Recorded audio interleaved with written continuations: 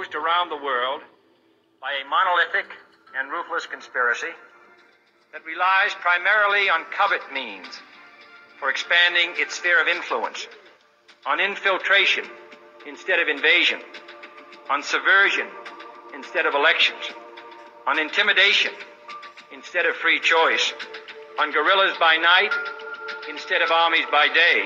It's backed by Jeff Bezos, founder of Amazon, NASA, and the CIA. Each one costs $10 million and operates at 459 degrees below zero. It is a system which has conscripted vast human and material resources into the building of a tightly knit, highly efficient machine that combines military, diplomatic, intelligence, economic, scientific, and political operations. They call it the Infinity Machine, quantum computing.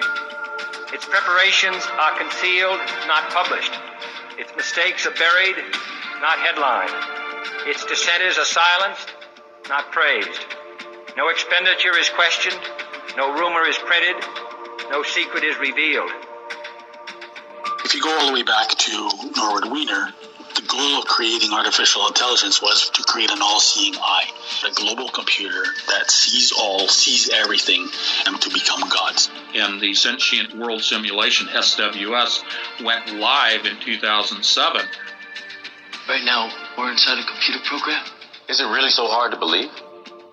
These nanobots, these blood cell-sized devices, will be going in our bodies. We'll have some go inside our brains through the capillaries, non-invasively. They'll be interacting with our biological neurons. So they'll put our brains on the internet. And they'll also enable us to enter a virtual reality environment from within the nervous system. So if I want to go in a virtual reality environment, the nanobots will shut down the signals coming from my real eyes and my real skin and create the signals that would be appropriate for the virtual environment. And then it'll feel like I'm in that environment. This isn't real. What is real? How do you define real? If you're talking about what you can feel, what you can smell, what you can taste and see, then real is simply electrical signals interpreted by your brain. If we have algorithms that stimulate the right things and give it the right data, they could reprogram you in a way without you even knowing it.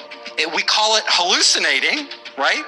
But these would be controlled hallucinations run by algorithms. So you think you're in control of your own will, but it's actually some evil AI or evil people controlling everything we do, and we're more like zombies, you know? Like we think we're free and we're not actually free. It is called the Sentient World Simulation. The program's aim, according to its creator, is to be a continuously running, continually updated mirror model of the entire planet, complete with billions of nodes representing every person on the Earth. Targets and mind control victims have their minds linked up for life with conscious supercomputers, which send a steady stream of bidirectional, low-frequency electromagnetic radiation to the target's brain. And what people have to realize is that these targeted individuals are basically the test stage for rolling all of this madness out to all 7 billion of us on this planet. And this was a white paper put out by Purdue University in 2006, and the Sentient World Simulation, SWS, went live in 2007, which represents every person on the planet within this computer matrix as a node, and every node is given an avatar, an identifier. And that is real-time, 24/7 monitoring of every person on the planet. This is primarily, but not exclusively, facilitated by the adiabatic quantum computers produced by D-Wave Corporation. At the time of initial reports on the program, there were only 62 country-level simulations being run by the U.S. Department of Defense.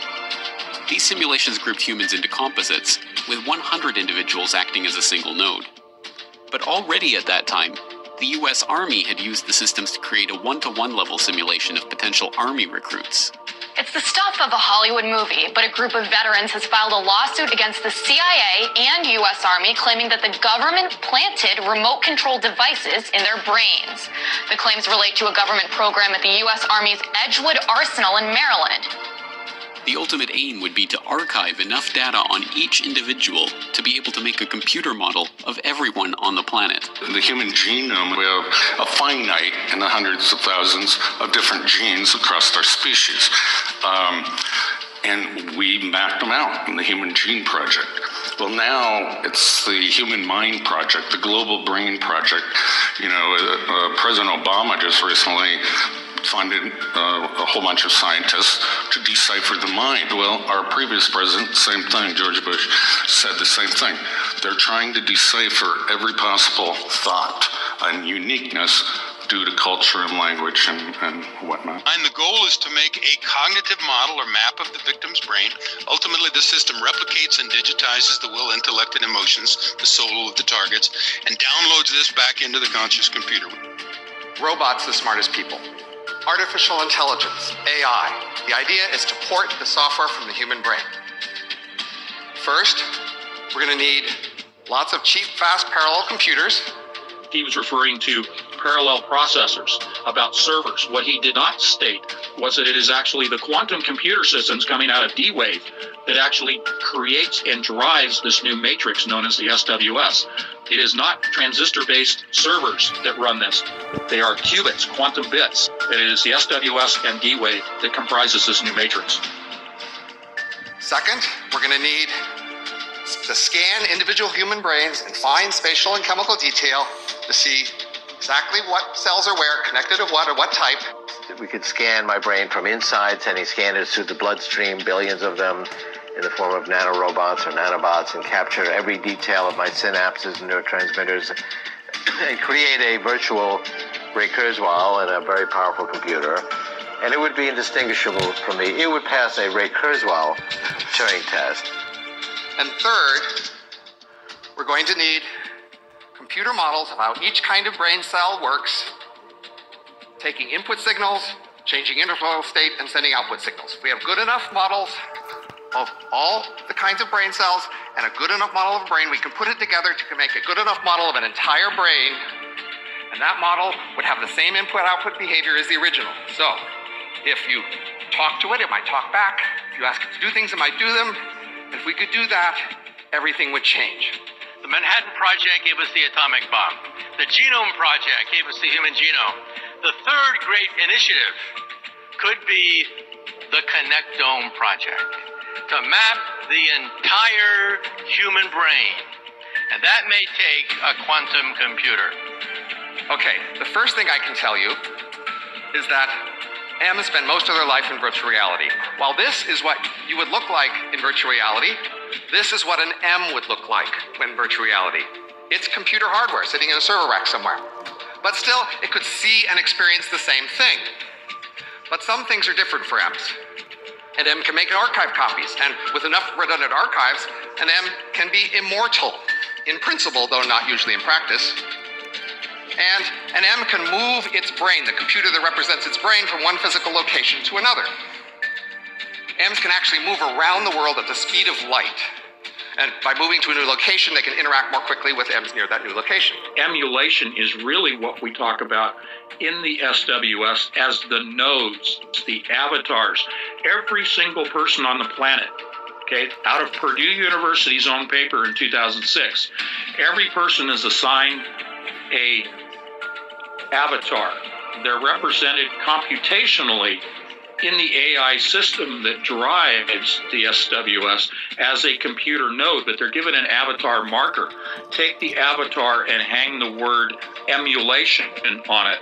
In other words, they've been tracking us, they've been reproducing us, reproducing our metadata for years. We can model every single atom, every single molecule with a three-dimensional structure in every single brain.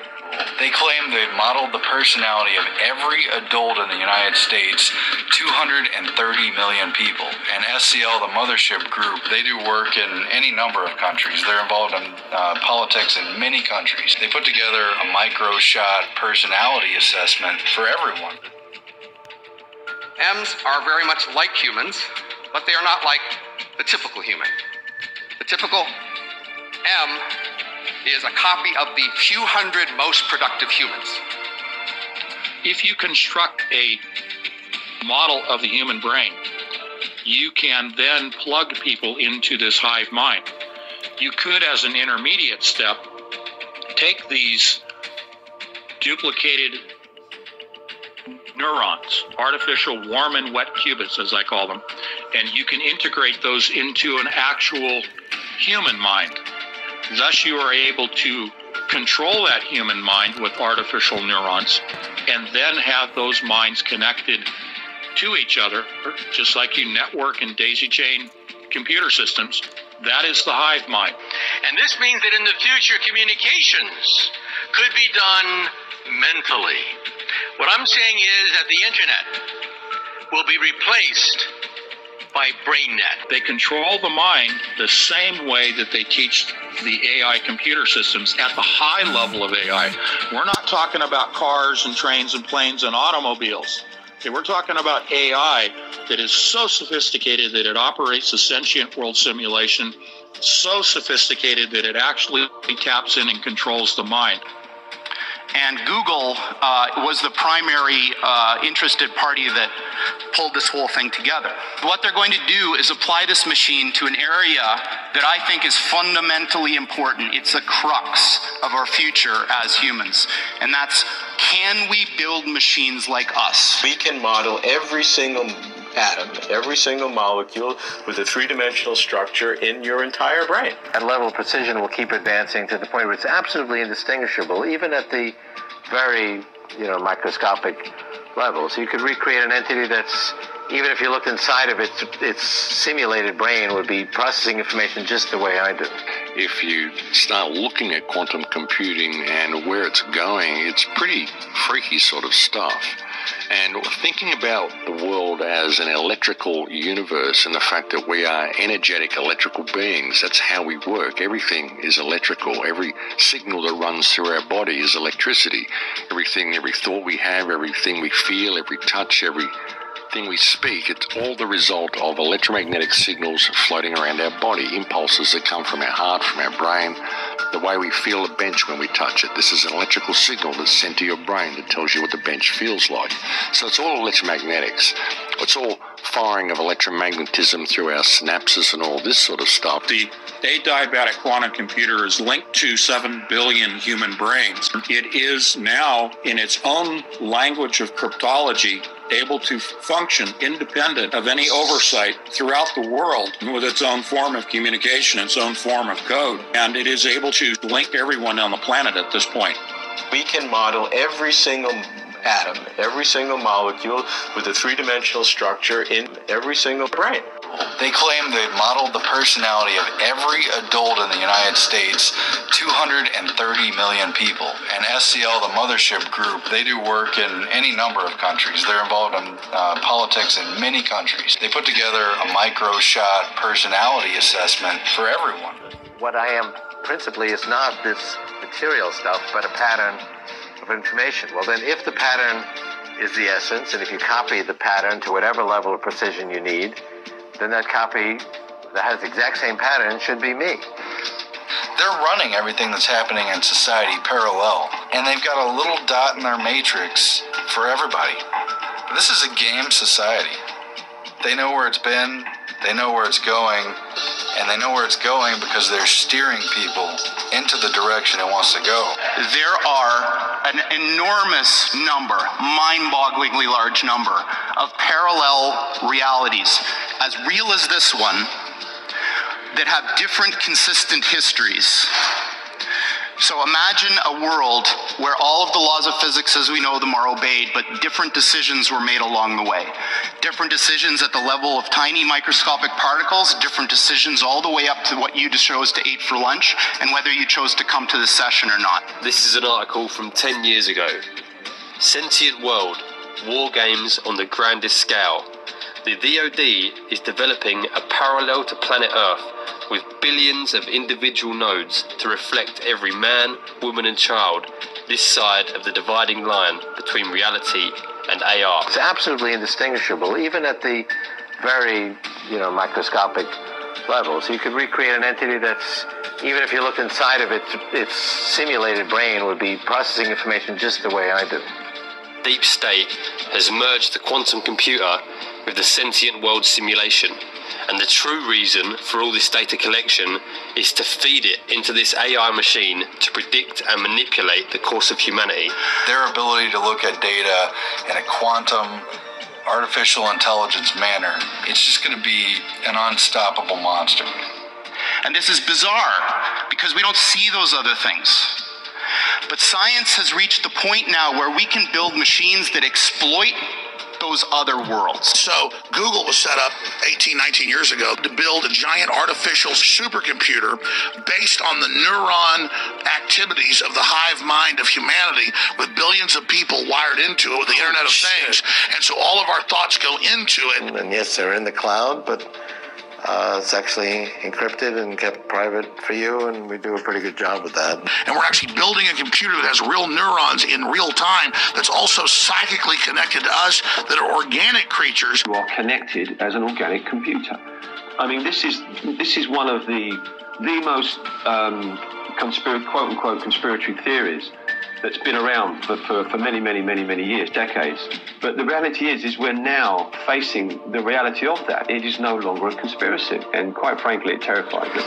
Even now, the sentient world simulation is watching you learn about it, and inside its intelligent mind is creating a second you, running different scenarios against you to see how you react.